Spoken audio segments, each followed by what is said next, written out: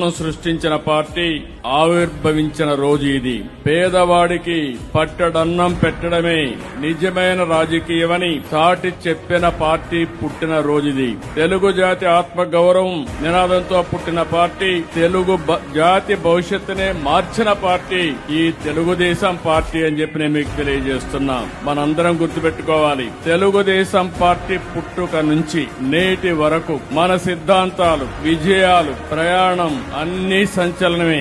35,000 కిలోమీటర్ల మేర ఎన్టీ రామారావు గారు రోజు చైతన్య యాత్ర ఒక రికార్డు. పార్టీ పెట్టిన 9 నెలల్లోనే అధికారం రావడం ప్రపంచంలోనే ఒక చరిత్ర, ఒక రికార్డు. డబ్బున్న వాళ్లకు కాదు, చదువుకున్న వాళ్లకు సీట్లు అనేది మరో రికార్డు. సామాన్యులకి, ఉద్యోగుల్ని, యువకుల్ని, డాక్టర్లని, లాయర్లని, టీచర్లని ఎమ్మెల్యేలుగా చేసిన పార్టీ మన పార్టీ.